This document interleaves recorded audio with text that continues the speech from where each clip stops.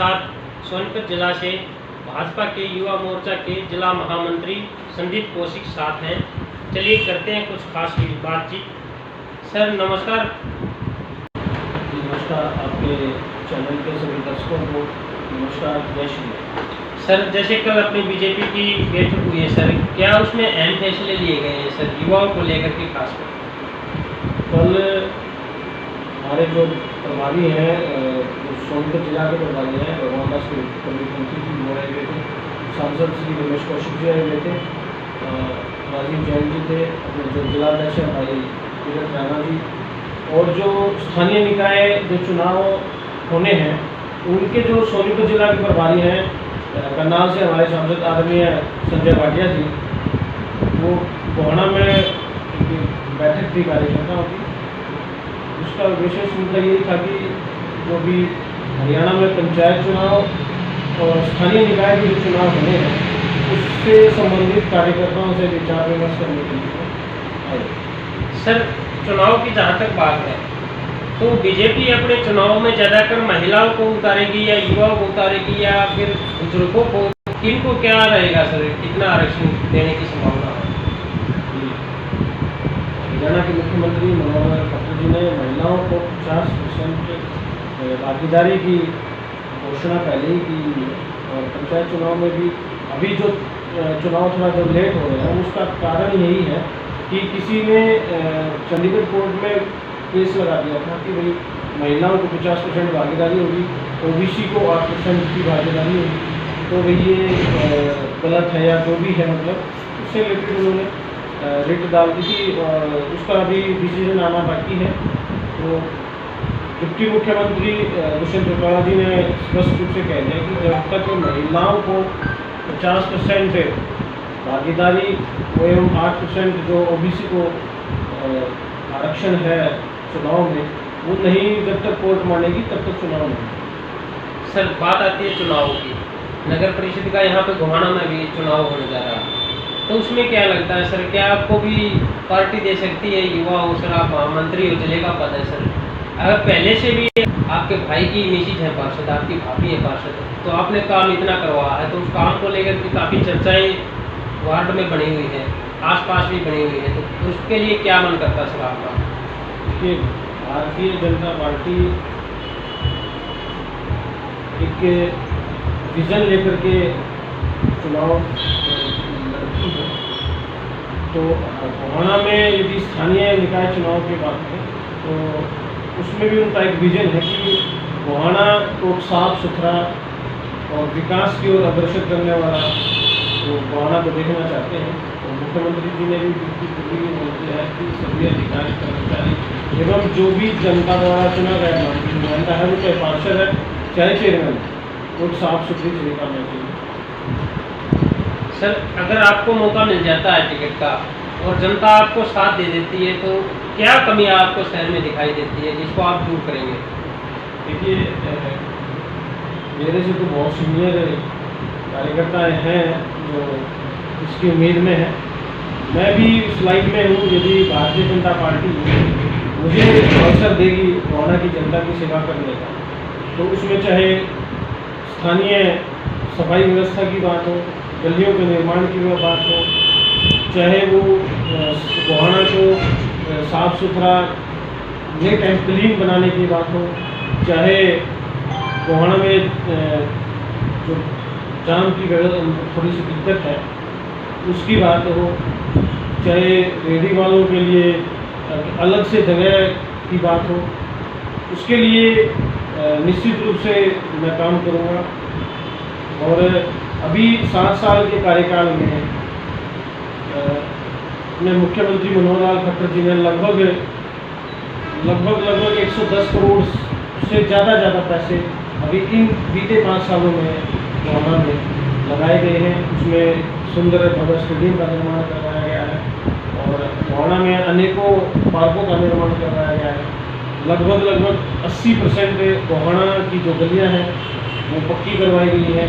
उनमें जो पहले नाली की व्यवस्था थी, तो उस नालियों को बंद करवाने के लिए हमारे गोहाना या नगर परिषद में एमपी होते थे राहुल पुनिया जी, उन्होंने एक अच्छा प्रपोजल बनाया कि भाई हम नालियों को ढक करके मच्छरों की, चाहे उसमें गंदगी मतलब स्मेल की बात थी या लोगों के स्वास्थ्य से रिलेटेड, उन्होंने एक अच्छा सोच के साथ उनको बंद करने का प्लान बनाया।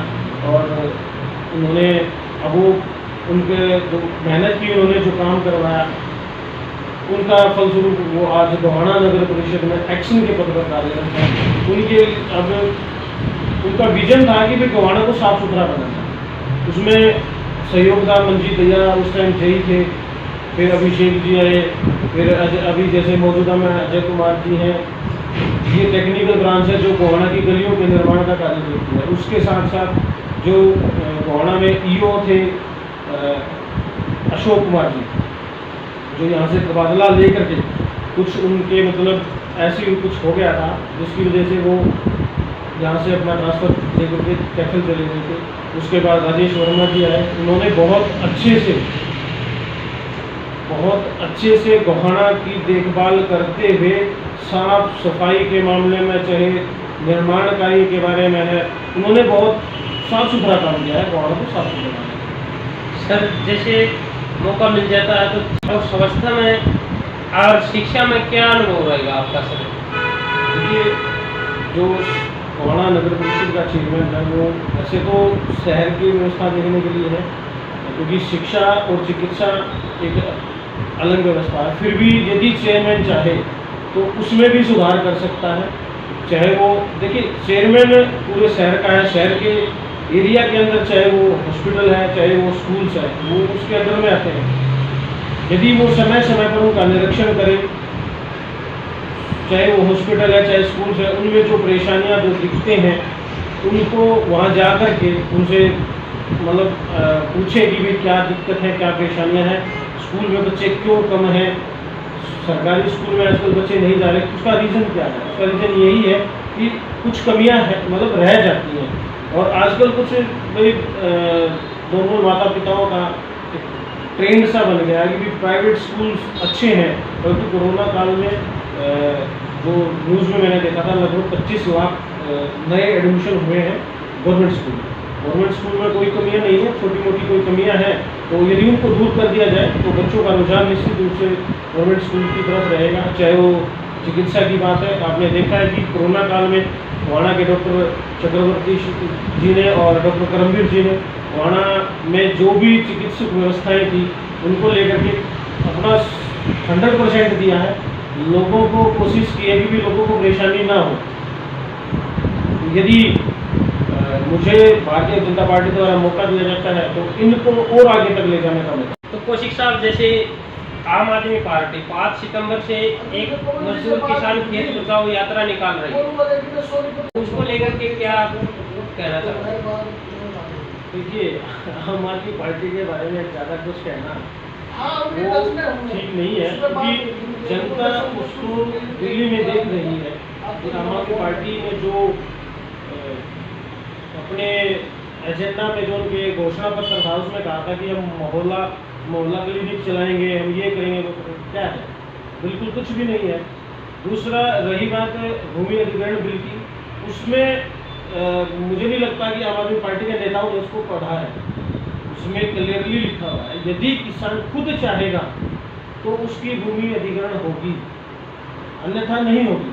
जब मैं किसान हूँ, मेरी 4 एकड़ जमीन, मैं 4 एकड़ का किसान हूँ, यदि मैं चाहूँगा कि भी सरकार मेरी ज़मीन को अधिग्रहण करके मुझे अच्छे पैसे दे और उस जगह कोई अच्छा प्रोडक्ट कुछ आए, कुछ कंपनी आए या कुछ भी मतलब इंडस्ट्री आए, यदि वो इंडस्ट्री आने से मेरे आसपास के मेरे गांव के किसानों को यदि लाभ होता है तो उसमें आम आदमी पार्टी को क्या दिक्कत है? आम आदमी पार्टी केवल झूठ बोलने के सिवाय, लोगों को बहकाने के सिवाय, लोगों को मिसगाइड करने के सिवाय कुछ नहीं करती। और रही उनकी यात्रा की बात, तो ये अभी आपने बताया कि 5 सितंबर को उनकी यात्रा है, तो वो तो दूध का दूध और पानी का पानी हो जाएगा। वो कितने लोग उनके साथ हैं? वो केवल झूठ बोलते हैं। आम आदमी पार्टी का केवल और केवल एक ही काम है कि झूठ बोलना, लोगों को बहकाना, कि लोगों को कैसे बहकाया जाए। हरियाणा के जो व्यक्ति हैं, जो हरियाणा का हर व्यक्ति उस झूठ को उनके बहकावे में बिल्कुल नहीं आएगा। ठीक है जी। तो ये थे हमारे साथ सोनभद्र जिला से भाजपा के युवा मोर्चा के जिला महामंत्री संदीप कौशिक। ताज़ा खबरों के लिए आप देखते रहिए हरियाणा नज़दीकी। नमस्कार।